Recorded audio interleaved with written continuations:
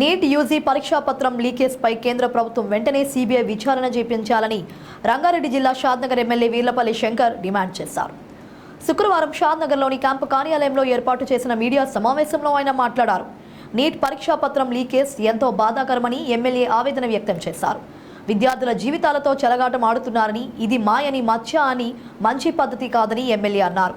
ఇద్దరు నిందితులు నితీష్ కుమార్ మరియు అమిత్ ఆనంద్ నీట్, బీపీఎస్సీ మరియు యూపీఎస్సీ వంటి ప్రతిష్టాత్మక పరీక్షల ప్రశ్నాపత్రాలను లీక్ చేసి ముఠాలో భాగస్వాములని ఆరోపించారు.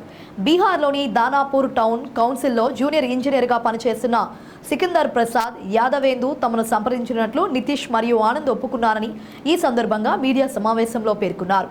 ప్రశ్నాపత్రాల కోసం యాదవేందు నుంచి నితీష్ ఆనంద్ 32 లక్షలు వసూలు చేశారని విమర్శించారు. మే 4న పరీక్షకు ఒకరోజు ముందు 4 అభ్యర్థులను గెస్ట్ హౌస్కు పిలిపించి అక్కడ ప్రశ్నాపత్రాన్ని సిద్ధం చేయడంలో నితీష్ మరియు ఆనంద్ సాయం చేశారని, మే 5వ తేదీన జరిగిన అసలు పరీక్షలో ఇవే ప్రశ్నలు వచ్చాయని అభ్యర్థులు పోలీసులకు ఇచ్చిన వాగ్మూలంలో పేర్కొన్నారని తెలిపారు. దేశవ్యాప్తంగా నిర్వహించిన యూజీసీ నెట్ 2024 పరీక్షలు రద్దు చేస్తున్నట్లు ప్రకటించిందని, ఈ పరీక్షల్లో అవకతవకలు జరిగినట్లు సమాచారం రావడంతో దీన్ని రద్దు చేస్తున్నట్లు ప్రకటించారని పేర్కొన్నారు. ఈ పరీక్షకు దేశవ్యాప్తంగా 12,005 సెంటర్లో దాదాపు 9 లక్షల మంది పైగా అభ్యర్థులు హాజరయ్యారని పేర్కొన్నారు.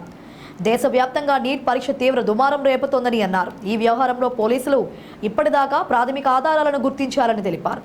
ఇదివరకే ప్రశ్నాపత్రం లీక్ కేసులో 4 అభ్యర్థులతో సహా 7గురిని పట్టణ పోలీసులు అరెస్టు చేశారని, ఓ ప్రముఖ టీవీ నిందితులు వాగ్మూలాలను, లేఖలను ప్రచురించిన లీక్ అయిన ప్రశ్నాపత్రాలను అందించడానికి ముఠా 32 లక్షలు వసూలు చేసిందని ఎమ్మెల్యే వెల్లడించారు.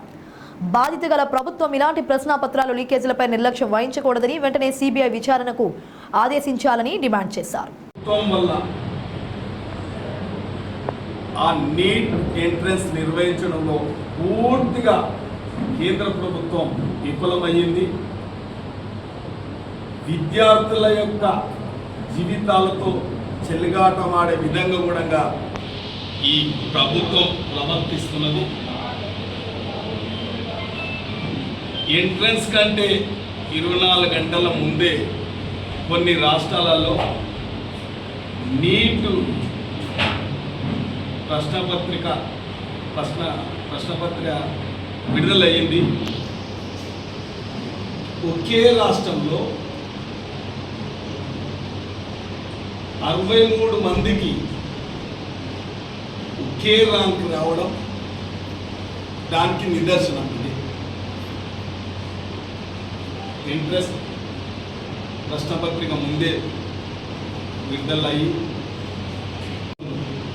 నష్టం జరిగింది.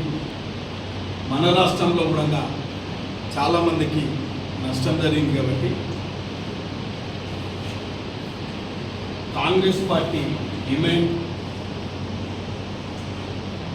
ఇటువంటి లీకేజీలు కాకుండా, విద్యార్థుల జీవితాలతో చెలగాటం ఆడకుండా పారదర్శకంగా నీట్ ఎంట్రన్స్ మళ్ళొకసారి నిర్వహించాలి. అప్పుడే విద్యార్థులకు న్యాయం జరుగుతుంది. కాబట్టి